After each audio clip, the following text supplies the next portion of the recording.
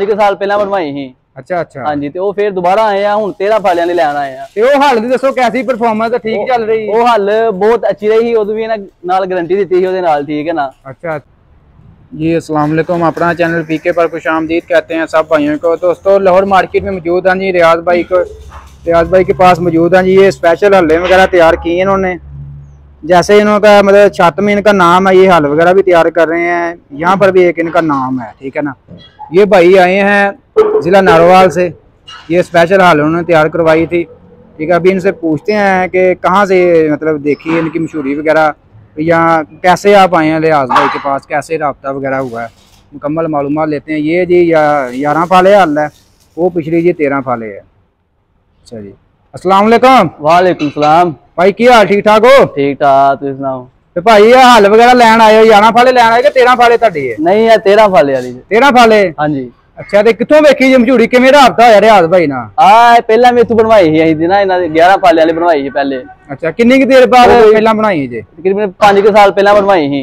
अच्छा अच्छा हाँ जी, तो वो फिर दोबारा आए हैं, हुन 13 फालियां दी लैन आए हैं। ते ओ हल दी दसो कैसी परफॉर्मेंस ठीक चल रही? वो हल बहुत अच्छी रही, उदू भी ना नाल गारंटी दी थी ओदे नाल, ठीक है ना। अच्छा अच्छा हाँ जी, बड़ी अच्छी परफॉर्मेंस रही ओदी। ये 3 साल की गारंटी दिंदे ने, तुहानू 5 साल हो गए ने। 5 साल बाद दसो कोई ओदा मटीरियल कोई घट होया होए या ओनू जंगाल लगा होए? नहीं बेहतरीन है, ठीक है ना। बस वो 11 फाले वाली। अच्छा अच्छा, 13 फाले वाली इस बार तो हुन जरा नवी बनाई है, ठीक है ना। अच्छा, ये 13 फाले आप तैयार करवाई थे स्पेशल? हाँ जी, स्पेशल तैयार करवाई है।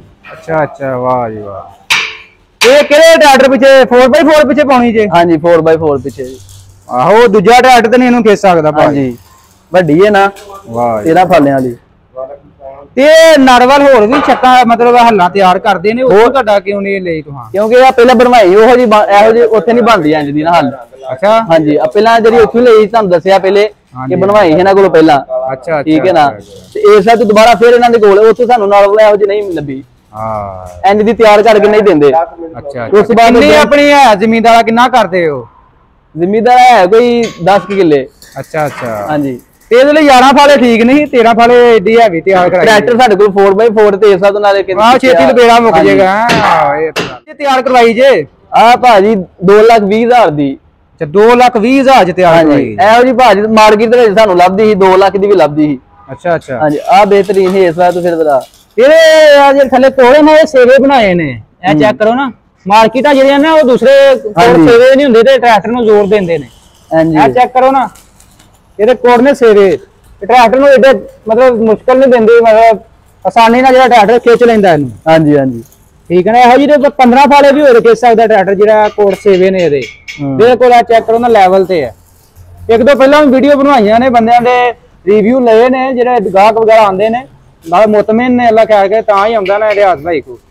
ਇਹ ਭਾਈ अगर कोई भाई खरीदना चाहे है, रियाज भाई का नंबर है, राबता नंबर वगैरह आज 0300 पूरा 786 2192 0345 40 45 777 एम रियाज के जरिए लात। ठीक है भाई, मेहरबानी जी।